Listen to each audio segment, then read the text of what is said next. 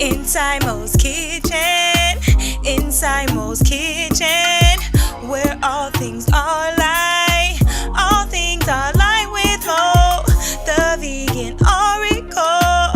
Inside Mo's kitchen, where we find healthy, wellness is everything. Understanding that wellness begins with the things. Hey guys, welcome to Inside Mo's Kitchen. It's your girl Mo, and I am the Vegan Oracle. So in today's episode 2 of Inside Mo's Kitchen, we're going to be making a chickpea tuna wrap. And how I like to make my chickpea tuna wrap is I like to use a spinach wrap, and then I take a citrus kale salad and use that as my lettuce for the base. So what I like to do is I like to make recipes that are simple. I like to use recipes that come from sustainable sources. I like to use recipes and ingredients that really are easily accessible to the home viewer, because I am a millennial. I'm also a young mother of a 2-year-old, and we are an entrepreneur family. So we really do try to make sustainable choices for economical and practical reasons for our own selves and for the earth. So what we have right here is some chickpeas right here, if you want to come a little bit closer. And these chickpeas I put in the oven for about maybe 10 minutes on 250 degrees to really just heat them up. And I did sprinkle a little bit of dill and olive oil on them. And for me, that just gives it a little bit more texture as far as my chickpea tuna, rather than using them freshly soaked. If you are making this as a raw meal, you can make this raw vegan by simply just not roasting your chickpeas, but instead just soaking them and then draining them, drying them with a paper towel or a cheesecloth, and then sprinkling a little olive oil, dill, or whatever other seasonings you might enjoy.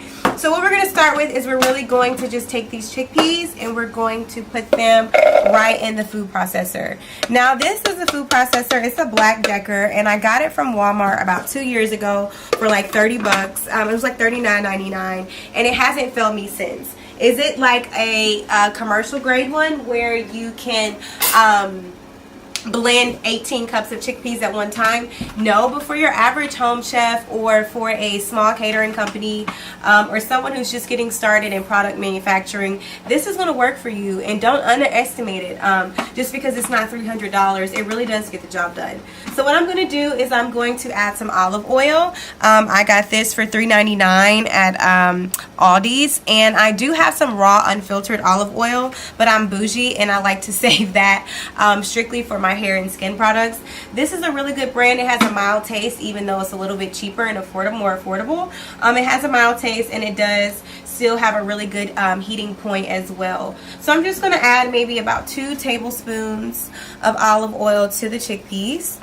And that's just really going to get the creaminess going for the chickpea tuna salad. And it just depends on the consistency that you want to get it to, and that's going to really determine how much you get. So what I'm going to do is I'm going to add this vegan soy-free mayonnaise to it as well. I've got about a big heaping tablespoon. I'm going to add 2. This is like my favorite mayonnaise. I use it for absolutely almost all of my cream sauces. And what I really found out when I was doing professional coaching and meal prepping is that people really do want to have as less additives and more natural products as possible, and that really just comes into play with earth sustainability, is really being resourceful and aware and conscious of the products that we're using and that we're implementing into our diets, because you know there are your typical battles about, is soy bad for you, is gluten bad for you, but I mean, to think about it in terms of, do you really need it? No. Is it going to hurt you? Maybe. So if you don't need it and you are able to purchase items that are gluten-free or they are soy-free, they're going to do you more good than they would do you harm. So that, you know, depends on you, but for me, I like to go as soy free as possible, especially because Aiden, my son, is 2 years old, and I like to just keep it soy free for his purposes as well. So that's going to be our mayonnaise for the chickpea tuna salad. And then what I'm going to do right now is I'm just going to blend that up.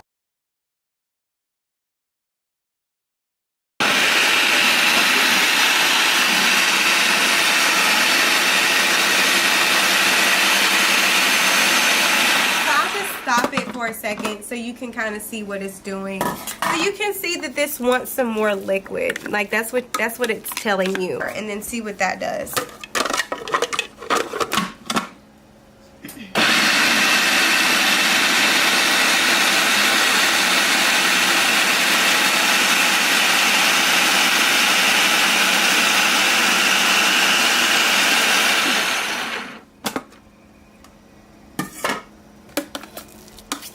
So if you can tell, not adding liquid doesn't really change the consistency of it.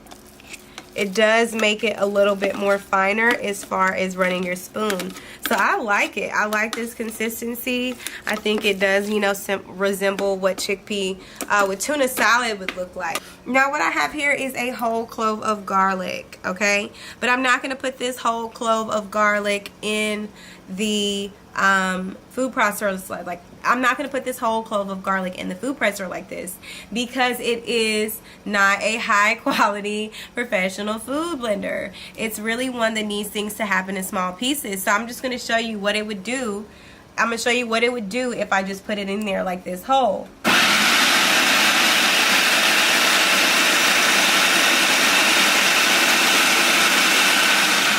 Let's see if we can find it. Wait, it might have worked. Wait a second.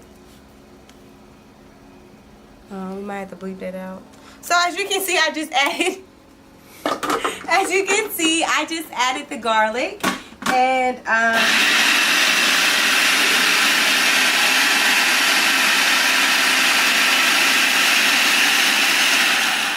we're ready for the seasoning. So no, I didn't. We lied.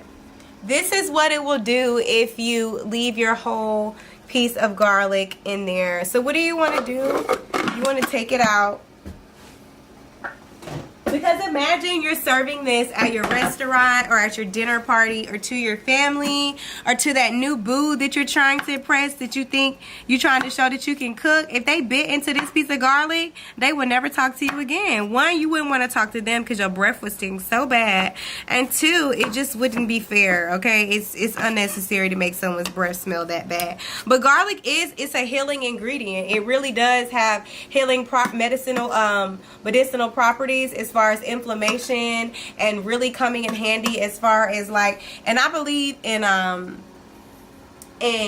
scraping everything. I'm a trained chef. So when we're in the kitchen, no waste gets left behind. So if you see me like scraping it and dropping it in there, like that's just me showing y'all that I don't believe in waste. I really do try to help Earth in all the ways that I can. Okay, so now I'm going to add my spices. So I get all of my spices from DeKalb's Farmers Market. And this is my favorite place to shop as far as like Whole Foods and things like that, because they do offer wholesale for businesses and corporations. And then they also give you opportunity to purchase in bulk. I do go to other stores for like certain milks and things like that because, like I said, I am cost effective, and Aldi's has $1.99 almond milk. It might not be the best brand, but it's affordable. And so what I'm going to do is I have some cumin here, and I'm just going to take about a pinch and sprinkle that in there, and then I'm going to take another pinch. And the reason why I say a pinch is because I feel like that's, as a, you know, for people that are consuming this and watching this, I feel like my audience is going to be typically people who are cooking at home and not in the professional kitchen. And what I really want y'all to understand is that sometimes you ain't got no teaspoon, you ain't got no tablespoon, and I know I get so upset when I just want to know how to make it. It's like, tell me 2 pinches. So you need 2 pinches of cumin for this, okay? And then you just need a pinch of pink Himalayan salt, because this pink Himalayan salt is powerful, and in itself is healing. It has beautiful properties, especially if you would like to take a bath. You don't have to go out and buy any Epsom salts. This pink Himalayan salt that you keep in your kitchen cabinet works just fine, and even better because it really does, it doesn't just heal you as far as muscle aches and joint pains. It also helps pull and cleanse those things, those toxins, and purify your body.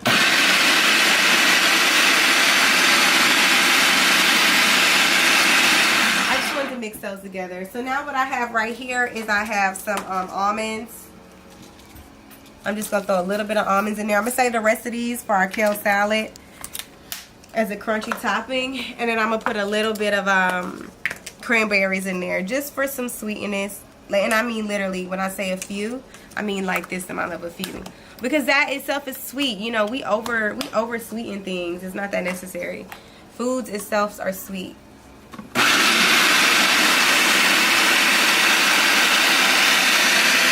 If you are a garlic fan, then I would only use half a clove. And that's just for your own protection. But I love garlic and I don't mind my breath sinking. So please, like in any recipe, take it, utilize it. Honestly, just look at the base of it. Think about it as like a science experiment. So these are the variables and they go into the experiment to get the reaction that you want, right? Play with them, tweak them, make them your own, and create your own result. And it's not, nothing is nasty unless you say it is. So I'm just stirring this around to mix up all those almonds because I wanted to keep them chunky. I think, you see, I was trying to show y'all what not to do, and there's still chunks of garlic in here. So don't put your garlic in there whole. That's the lesson of the day. So now that we have our chickpea tuna, what I'm literally going to do is put this to the side until I'm ready for it.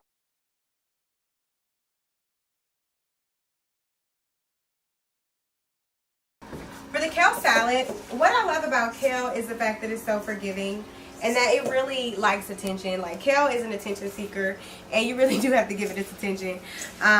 It likes to be massaged, it likes to be rubbed on, it likes to be talked to, you know, it just really likes to be loved. And I think all leafy greens are like that, because when you get them, they're in this like dry state, but if you just put a little bit of water on them and you really just get in there and give them love and put healing into the food and let the food know that you are aware that it is alive and that it is living and that it is really sustaining you for all of the beautiful things and energy that you are going to create with its nourishment. So that's what I do when I'm making greens and things like that, because I like to leave my greens raw. Now if I'm cooking for my boys, sometimes I do steam it for like maybe 5 minutes over the oven with just a little bit of warm water. But most of the times I like to eat my greens raw, and I just spend so much time loving on them, because then look, they start producing their own juice and they start loving back on you, and they don't want to get off your hands and they just sticking on you. They just, I told you, they like attention. They like a lot of attention. But you know, that's what's so beautiful about earth, and that's why, you know, we have to really put our intentions on doing the things that we need to do outside of the way that we eat. You know, how we're growing our foods, where we're growing our foods, who we're giving the growing foods to, you know, to really make sure that we are really sustaining the beauty that earth brings to us. Because I mean, look at this. This is bright, vibrant green greens, and you put these into your body. I mean, the chlorophyll that created this, you know, it's just magnificent what food is and what it really does to you, because it's the fuels of our humanness. And it's important that we take care of it to make sure that we still eating good food, you know, because if the soil is polluted, then, you know, what are we going to eat? So these greens are looking pretty good. I typically like to massage them for like 10 or 15 minutes, to be honest. And sometimes I'll walk away, I'll see what I got else going on in the kitchen, you know, but most times what I'm really doing is just spending my time massaging them, because that's what they like and that's what I want to give them, because for me it's a healing practice. Usually I'm quiet. I just started cooking with music because Terrence's parents got me a magnetic speaker, thank you. But usually I just like to cook in silence and connect with the food. So look at all this green. Oh, it's so pretty. Come closer. Oh, it's so beautiful. Okay, all right, I'm not gonna play in the greens because I really cook this forever. I really do love food. All right, and my hands are clean. I washed them. So now what I'm gonna do is I don't want to do that yet. I'm getting so excited because I love this food. So I'm making a citrus kale salad, and I like citrus because I think in conjunction with the chickpea tuna, that garlic is a beautiful, it's a bright combination. This is a bright flavor that when you bite into it, you really have a palate. It takes you on a flavorful journey, a ride through your palate. So I'm going to use grapefruit, fresh grapefruit juice, and I'm also going to use a little bit of lemon. So what I'm going to do is I have a half of grapefruit here, and I'm just going to juice it. You can get a juicer and you can do that. That's cool. I'm old school. I like to do it with my hands. Like I said, I like to feel it. So I'm just juicing that. And if you get some little meat that's in there, that's cool too. And then I'm going to show y'all a trick at the end. I'm not going to do it right now. But I take this and I rub it straight on my face. But I'm not going to do it right now. I'm not going to do it right now. Yeah, so the same thing here. I'm just going to keep juicing it. And grapefruit the seeds typically don't just pop out of the grapefruit. Like I caught that one. So these seeds you'll catch. Don't worry about that. And if your hands are clean, please, you know, like I said, we are not in the professional kitchen. This is inside Mo's kitchen. So if you drop something in there, get your hand in there and take it out. So this is the last one. And these grapefruits are ripe. I bought them and then I like to leave my fruit out. I don't put them in the refrigerator because that really just keeps the juices flowing in that room temperature. And then look at that. You don't have to buy salad dressing. Please stop buying salad dressing. You're wasting like $4 a bottle. Just make it yourself. Pick up an 89-cent organic lemon and a 99-cent grapefruit. Make your own lemon juice. Throw a little cilantro in there. And bam, there you go. You got you a whole sauce. And I guarantee your friends are going to be asking you to put it in a bottle. And so just to bring it out a little bit more, I'm going to put some lemon. Just a little bit. You don't want it to be sour. And look at those greens. They're just coming even more alive. So then I'm going to add some fresh cranberries, some almonds just to brighten it up. And then just for a tad bit of sweetness, I'm a little extra. I'm going to add a little bit of agave. And this is also going to help bind it. So you know when you get that kale salad, it feels sticky. A lot of times people will do it with honey. But I am vegan, so I do not believe in... I don't want to say I don't believe in it. I'll say that I don't eat honey. So I believe in doing what you believe, and I respect it. All right. So I've got some chili powder, and I'm just gonna kick it up just a little bit, and I'm literally like a sprig, because people always say I make my food too spicy, but they just don't know what fire tastes like. Anyways, I'm gonna just bring those together. Alright, so we've got our citrus kale salad. Look how beautiful that is. Come closer. Gorgeous. And, yeah, look at that kale still trying to stick to me. I know we friends, but dang. So now, I've got my spinach wrap. I want to take a little bit of this mayo and just spread it around. You don't need a lot. Just to give that kale salad something to stick to. And then I'm just going to take a little bit of this kale right in the middle. And I like to do mine in a log shape because that tends to be the way that I roll. But you want to be careful of these edges because you don't want it to be spitting back out at you. And I just like to tell people you can put sauces on here. Typically we do a little bit of buffalo sauce, but today I'm just going to keep it simple. Is because it will make it soggy, and it depends on how long it will be until you eat it. That determines your results. So we've got the kale salad, like a little log. Then I've got this big hump of chickpea tuna salad on there. I'll get another hump of chickpea tuna salad. I'm going to take some avocado over here. And don't be afraid of the brown avocado. Like, don't be afraid of it, okay? That's oxygen. You know, eat that stuff. Stop throwing away good food. Eat it. In the kitchen, I guarantee you, they're not throwing it away. I promise you, use that stuff. It's good for you. So then what I'm going to do is, I'm going to hit it with a little bit of lemon juice. Just a little bit of lemon juice. That looks so good. So good. And I'm just going to take it, pat it down. It's like a taco. And I'm no professional burrito roller. So if you work it like Chipotle or Mo's, don't come for me, okay? Don't come for me, because this is how I roll my burrito. And I just like to get it tight. Just like to get it really tight. And you see I still have stuff coming out of the edges here. But it's going to work for me. if it will cooperate. Oh shit. We might have to like fast forward through this. Brief intermission. Brief intermission. Right over here by the chickpeas. We're by the chickpeas. Hey, mama got it. I got it. Barely, y'all. Okay. So, now I'm just going to take my knife and come in at an angle. And you don't have to press hard because you don't want to, like, you just want to saw through it. And then you'll feel the board. And once you get to the board, you know you made it home. Okay? Look at that. Yummy chickpeas.